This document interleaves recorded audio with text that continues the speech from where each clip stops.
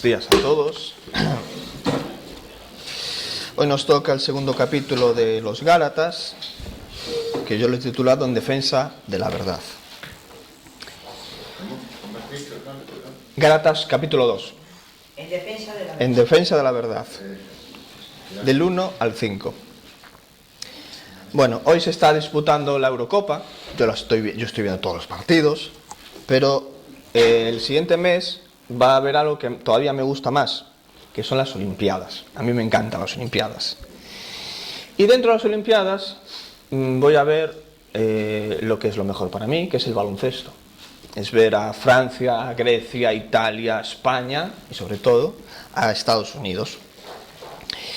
Estados Unidos se le atraganta un poquito jugar en suelo europeo. ¿Por qué? Porque el baloncesto es el único deporte en el mundo que tiene unas reglas diferentes según en el suelo donde se juega.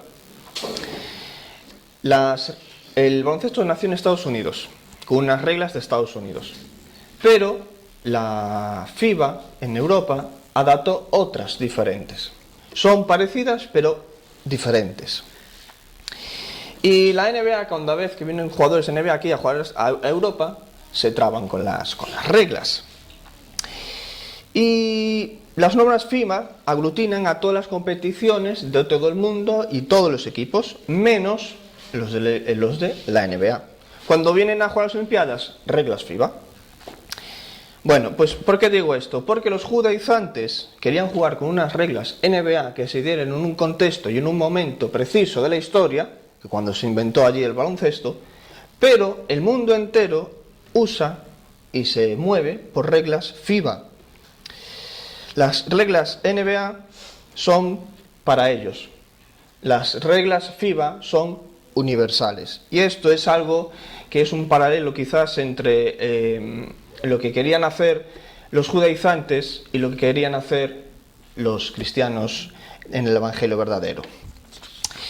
Sin más, empezamos leyendo el versículo. Gálatas 2, del 1 al 5. Después, pasados 14 años, subí otra vez a Jerusalén con Bernabé, llevando conmigo también a Tito. Pero subí según una revelación, y para no correr o haber corrido en vano, expuse en privado a los que tenían cierta reputación en el evangelio que predico entre los gentiles. Mas ni aun Tito, que estaba conmigo, con todo y ser griego, fue obligado a circuncidarse. Y esto a pesar de los falsos maestros introducidos a escondidas que entraban para espiar nuestra libertad que tenemos en Cristo Jesús para reducirnos a esclavitud.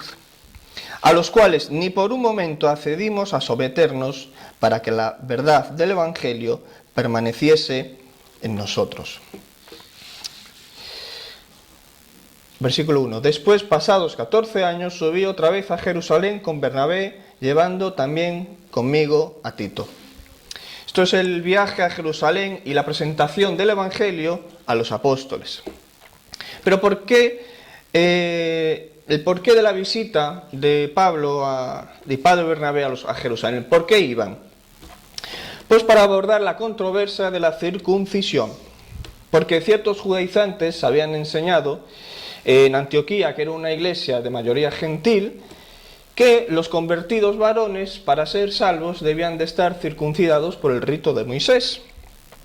Lucas nos dice que hay una discusión en la iglesia y deciden llevar a Pablo y a Bernabé allí a Jerusalén, donde estaban los judaizantes y los apóstoles, pues para que se decidiera allí mismo lo que se debía de hacer. Ahora me diréis, la circuncisión en verdad era algo muy...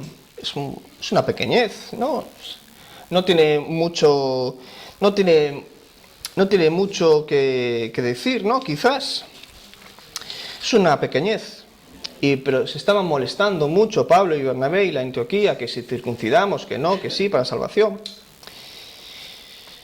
¿Es para tanto molestarse por una pequeña pequeñez? ¿Es para tanto tener un poco de levadura en la masa? ¿Es para tanto tener un poquito de ley en la gracia? ¿Es para tanto aceptar pequeños pecados? ¿Es para tanto denunciar a aquellos que cambian la pegatina de la fruta en los supermercados? ¿Es para tanto ver la tele de manera pirata? ¿Es para tanto? ¿Es para tanto molestarse por esas pequeñeces? Pues Pablo veía la circuncisión para la justificación no como algo pequeño e inocente, porque sufrir la circuncisión era tratar de ser justificados delante de Dios por un método legalista y humano. Era simplemente destrozar la gracia. Aceptar pequeños pecados es endeudar la masa, es no permanecer en la verdad del Evangelio. Versículo 2. Pero subí según una revelación. El motivo del viaje fue a consecuencia de una revelación. Porque Dios toma siempre las decisiones del apóstol y de todos nosotros, Él mismo. Él nos guía, Él nos transforma y Él sabe que lo que tenemos que hacer en cada momento, Él nos guía. Pablo remarca el origen divino de su apostolado otra vez, porque él va como consecuencia de una revelación de Dios. Y nada, ni ninguna ambición personal, ni ningún ego llevan a Pablo a hacer esto o aquello, por eso mismo, por una ambición personal. Él siempre es movido por el Espíritu Santo. Y es algo muy importante para nosotros, el estar llenos y movidos por el Espíritu Santo, que hagamos todo por estar guiados por el Espíritu Santo, que debemos de ser hombres y mujeres espirituales. Siempre que hagamos algo, pensemos antes en cómo los cristianos, un evangelio de verdad impregnado en nuestras vidas, tiene que vivir la vida. Y además también es una verdad también para los líderes de la Iglesia, de estar bajo la guía del Espíritu Santo. Aquellos que lideran la Iglesia deben de estar bajo la guía del Espíritu Santo y hacer todo por sus ovejas y todo para Dios. Debemos de ser hombres y mujeres espirituales. Cuando somos cristianos, el Espíritu produce en nosotros un carácter cristiano. Un carácter que se ve en los frutos del Espíritu. Tenemos amor, tenemos paz, tenemos longanimidad, benignidad, bondad, fidelidad, mansedumbre y templanza y dominio sobre sí mismo. Lo tenemos. El Espíritu produce en nosotros un servicio cristiano, porque somos hechura suya, creados en Cristo para buenas obras, las cuales Dios había preparado antemano. Las tenemos. El Espíritu de Dios nos produce un servicio cristiano. El Espíritu promueve alabanza y acción, hablando entre vosotros con salmos, con himnos, con cánticos espirituales, cantando y alabando al Señor en vuestros corazones, dando siempre gracias por todo al Dios y Padre, en el nombre de nuestro Señor Jesucristo. Repito, lo hacemos. Nuestro Espíritu, el Espíritu Santo que tenemos nosotros, nos promueve a una alabanza y una acción de gracias. Y damos gracias a Dios por todo. Y el Espíritu nos guía, porque todos los que son guiados por el Espíritu de Dios, estos son hijos de Dios. Pues no habéis recibido el espíritu de esclavitud para estar otra vez en temor, sino que habéis recibido el Espíritu de adopción, por el cual clamamos, Abba Padre. El Espíritu Santo nos guía otra vez. Sabemos que estamos guiados por el Espíritu Santo. La espiritualidad verdadera para muchos círculos es hablar en lenguas, hacer shows y estar que parece que levitan. Pero la espiritualidad verdadera comprende estas manifestaciones, las que acabo de decir, y otras más. La verdadera espiritualidad no es la cesación de cosas mundanas, sino la acción de cosas divinas, la producción de cosas divinas. La persona no regenerada, aquella que no cree en Cristo, no se salvará si dejara de hacer lo que se llama cosas mundanas, porque todavía le falta el nuevo nacimiento y todavía le falta la vida eterna. Y el cristiano no llega a ser espiritual porque deje todo lo mundano, porque todavía le falta las manifestaciones del Espíritu Santo.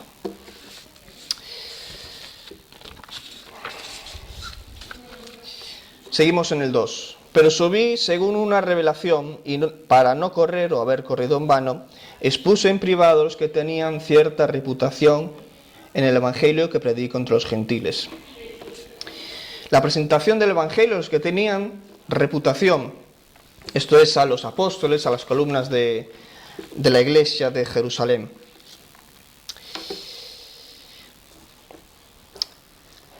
¿Por qué Pablo dice que expuse en privado? ¿Por qué Pablo abre en privado a estas columnas, a los apóstoles en Jerusalén? ¿Qué tenía que esconder Pablo?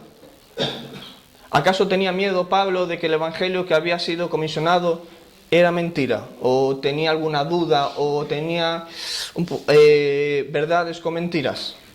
Absolutamente no.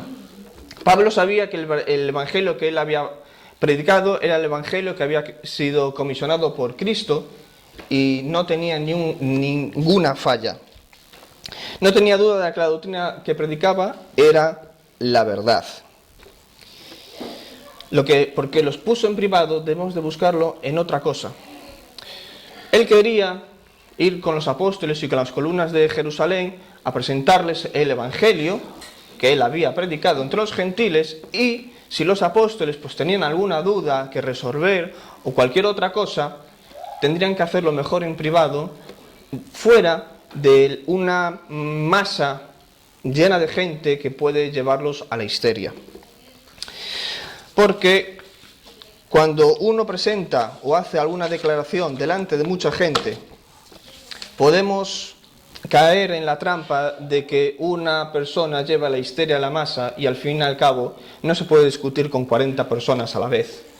Se debe de hacer en privado, primero explicando a los líderes de la iglesia lo que es, y después en la iglesia se corrobora todo. Pablo se hubiera hecho de otra manera y se hubiera puesto ante la asamblea a explicar y a tener contiendas con todos, hubiera habido una división entre una iglesia del ala gentil y la otra judía. Por eso Pablo dice, para no correr o haber corrido en vano, porque a él lo que le interesaba era el futuro de la iglesia. Y si hubiera hecho eso, los pilares se hubieran puesto de la parte de los judaizantes, el ministerio de Pablo se hubiera ido al garete, se hubiera caído como un castillo de naipes, y entonces el evangelio se hubiera diluido en una forma judía al fin y al cabo. Pero Dios no deja nunca que eso acabe así, su propósito siempre es bueno. Entonces, ¿cuál fue el resultado de esta consulta privada que hizo a los apóstoles en las columnas? Pues que aprobaron el mensaje del evangelio de Pablo y no le añadieron nada, porque el evangelio de Pablo era verdadero y no tenía que añadirse nada. Y los judaizantes quedaron como unos mentirosos y que estaban en el error.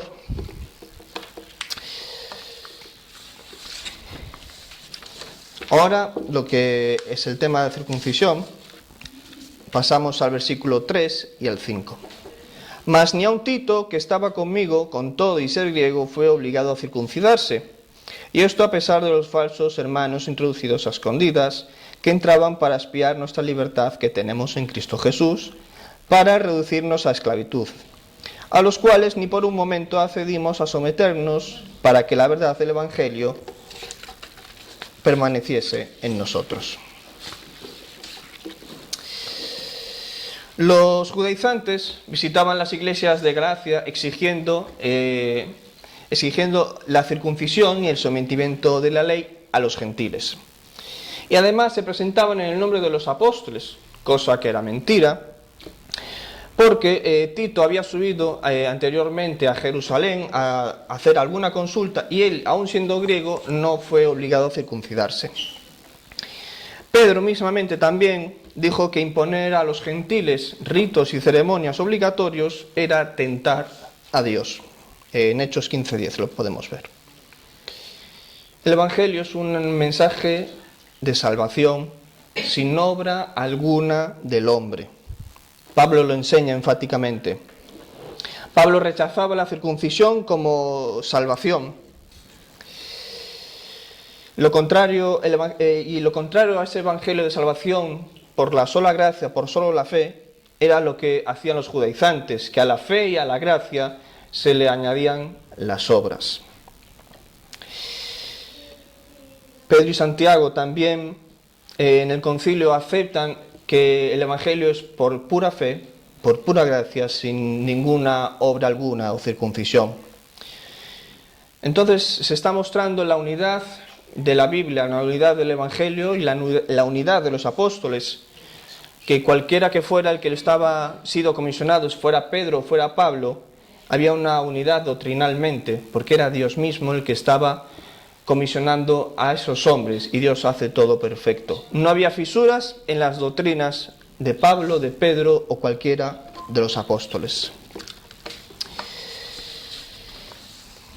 Y hoy en muchas iglesias siguen bajo el yugo de la circuncisión, donde la gracia, donde la salvación es por gracia, pero se mantiene a través de las obras.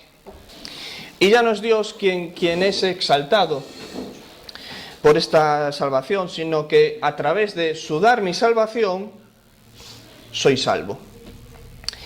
Y en muchos círculos, sobre todo pentecostales, soy denunciado de ser un antinomatismo.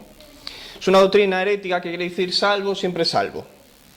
Yo siempre he creído en Cristo, he creído en Dios, y como Dios me va a perdonar siempre, puedo hacer a mí lo que me dé la gana.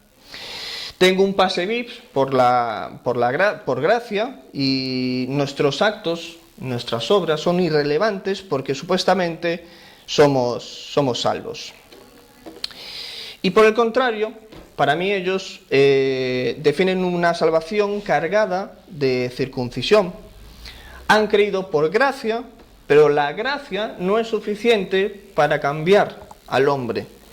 No entienden lo que es la regeneración, que es el paso de ser una persona en tinieblas a luz. El dominio del pecado ya no es dominado en el hombre. Han creído por gracia, pero se mantienen por obras. Y la gracia se convierte en desgracia. Y no entienden que cualquiera que guardare toda la ley y ofendiere en un punto se hace culpable de todos. Al igual que los católicos, en muchas iglesias pentecostales se nos dice que dividen los pecados en mortales y en veniales.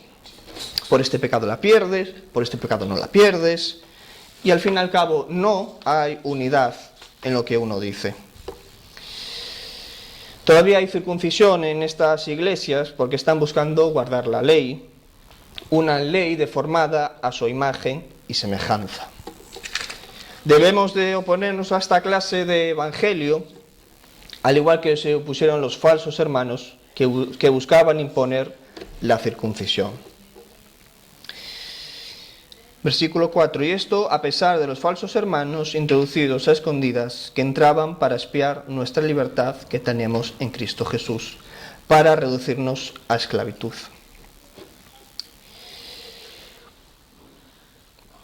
Es que mi Dios es un Dios que transforma. Y yo no me puedo quedar parado viendo cómo hacen una caricatura de mi Dios. Esos no son sus atributos.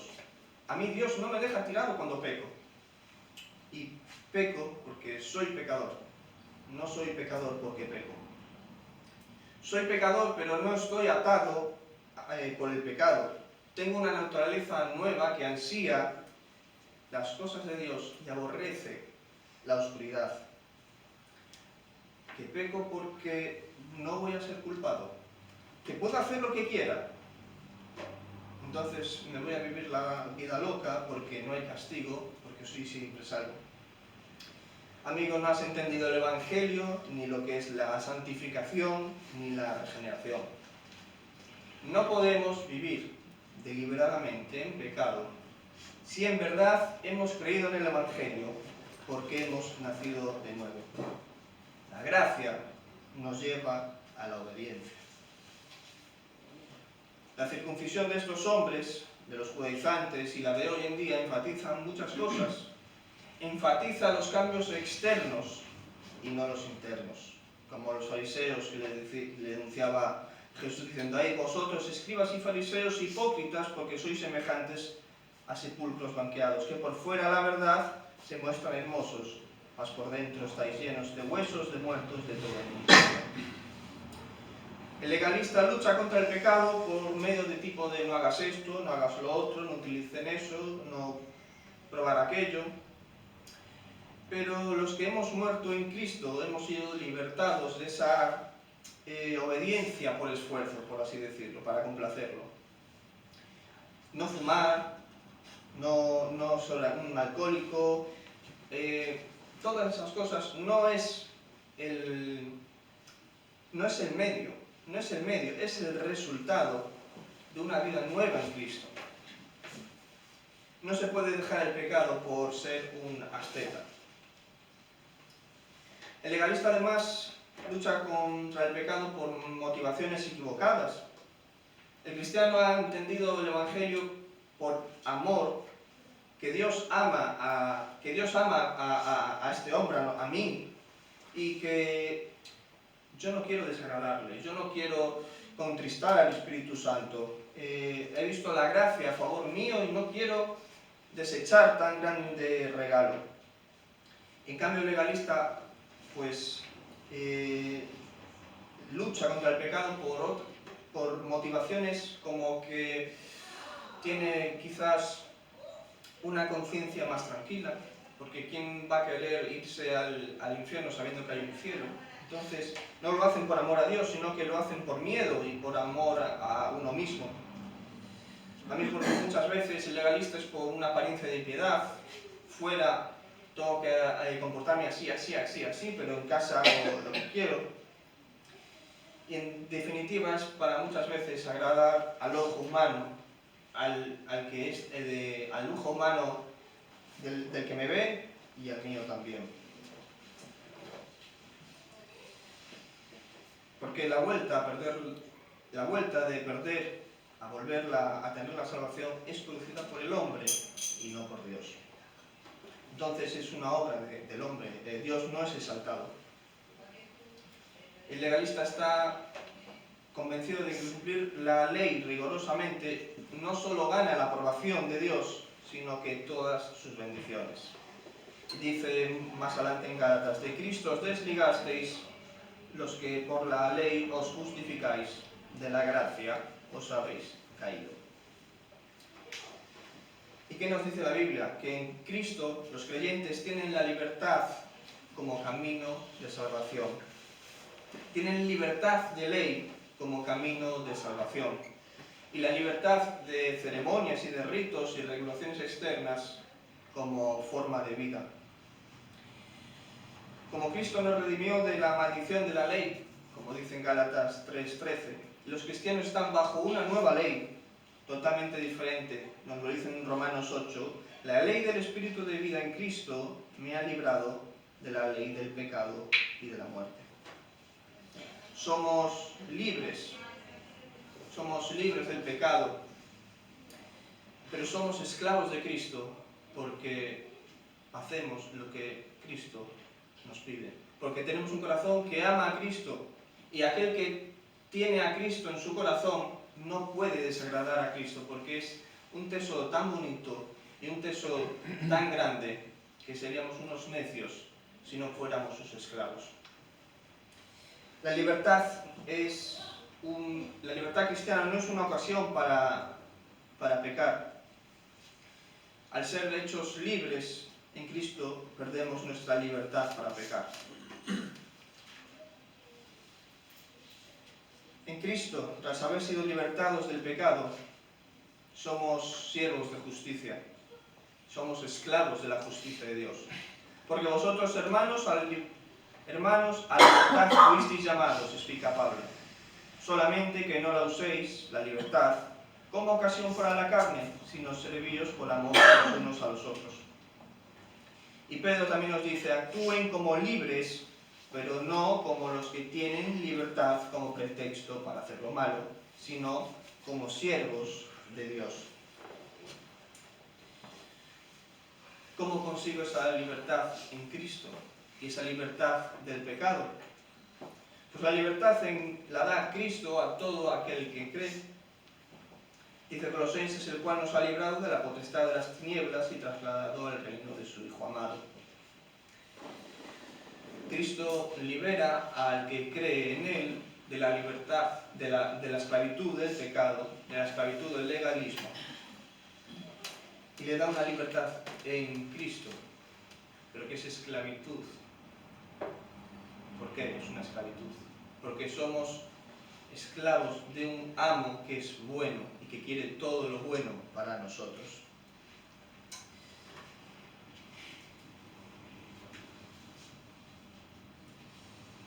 Entonces, si somos libres y tenemos un amo maravillosamente bueno, echar legalismo y echar todo un evangelio de pacotilla, de circuncisión y de cualquier otra cosa es hacer a un pueblo triste. Los Corintios pretendían mantener a un pueblo que era libre, con tristeza, de esclavos del pecado. No debemos de caer en extremos, no debemos de caer en el antinamatismo, porque seríamos esclavos del pecado, porque haríamos todo lo que la carne quiere, y tampoco podemos caer en el legalismo.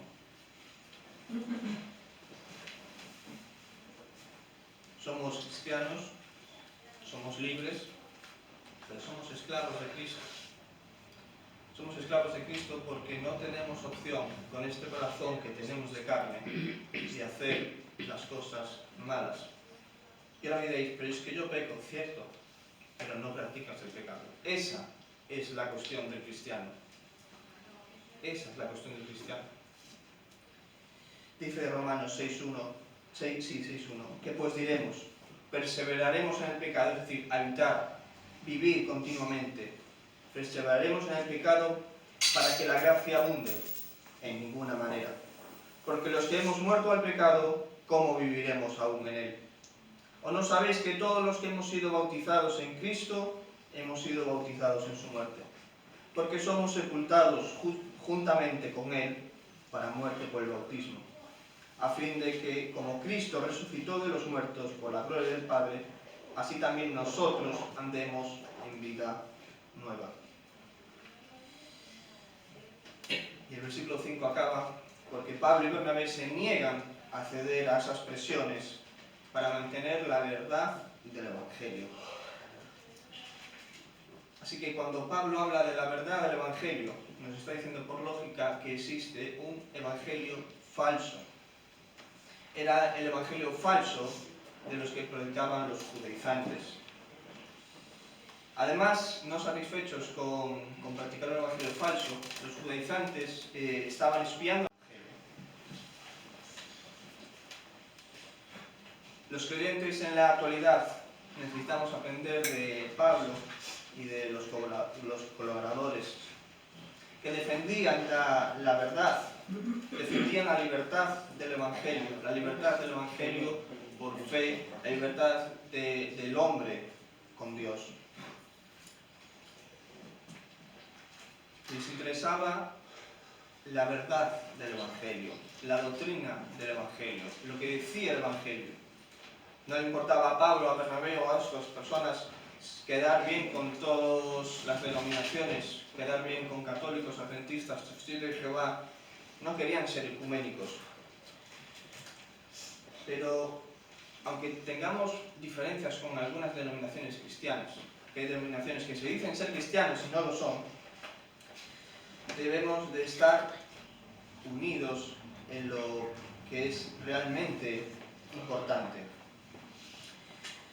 Porque no importa que yo crea que un milenio es literal y otro simbólico, pero sí es importante creer que Cristo es Dios y que salva a los pecadores del mundo por la fe sola.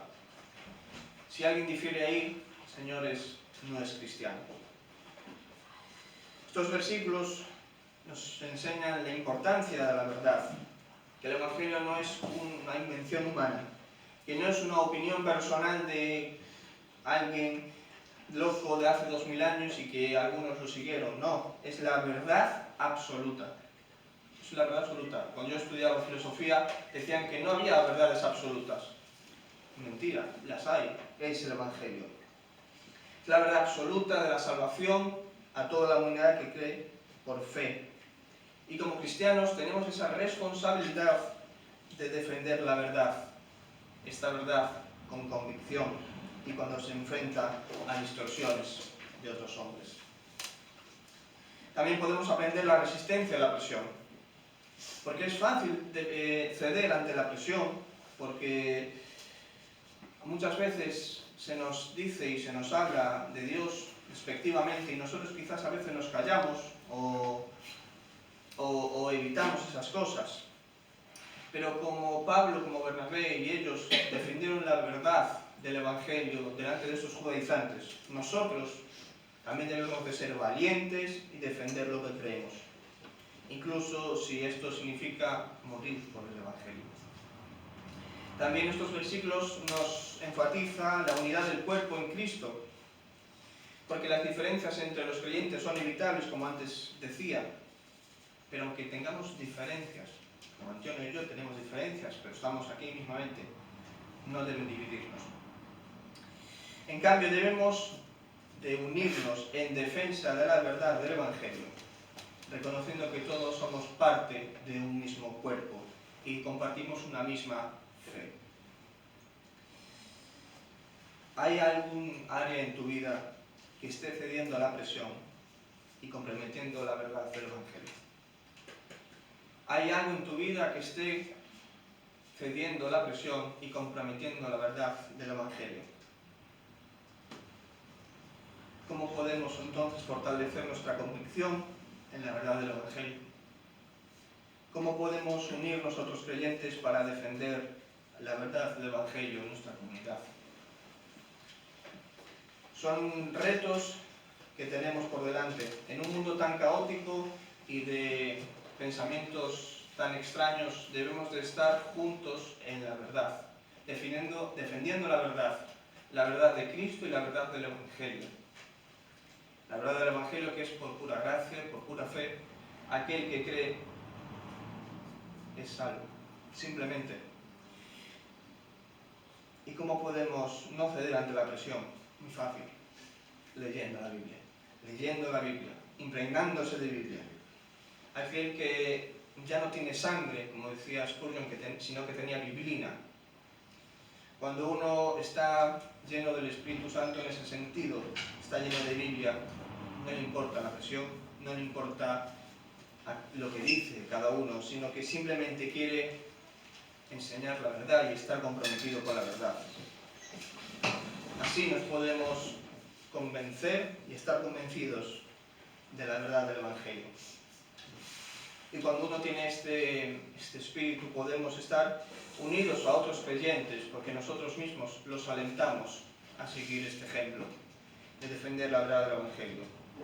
No somos ovejas sueltas, sino que tenemos un pastor, somos una iglesia, y como iglesia debemos de estar fortalecidos todos en un mismo espíritu y en una misma verdad. Y a lo mejor vosotros pensáis, pero es que yo no sé evangelizar, yo no sé explicar la verdad del Evangelio. Mentira, sí que sabes. ¿Has creído en Cristo? Sí. ¿Que Cristo te ha salvado de tus pecados? Sí. ¿Y por qué te ha salvado? ¿Por pura fe? ¿Por puro afecto de su voluntad? Sí. Ese es el mensaje que tienes que defender. No hay más. No hay más. No es más fácil. No es más difícil que eso. No tienes que enseñarle en ningún otro libro, no tienes que enseñarle a hacer ritos o ceremonias. Es la pura fe, el puro amor de Dios, que no necesita hacer una experiencia difícil, una experiencia rara, no tiene que entrar en trance, ¿no? Simplemente aceptar a Cristo en tu corazón como Salvador y Señor y estar gobernados por Él. Porque cuando uno está gobernado por Cristo es lo mejor que puede ser, porque es el fin principal del hombre, es adorar a Dios. Adorar a Dios en el hombre es lo que le mueve, es la llenura de su cuerpo. Yo parecía estar vacío cuando no creía en el Señor, y ahora que creo, veo, siento el amor de Dios y de que estoy completo en Él, en todas sus promesas, que son todas seguras, porque Dios es fiel y Él no cambia. Así que, Iglesia, os animo a defender la verdad del Evangelio, a ser todos unánimes en una misma fe y a ser hombres y mujeres espirituales defendiendo la verdad del Evangelio en este mundo caótico. Que Dios os bendiga.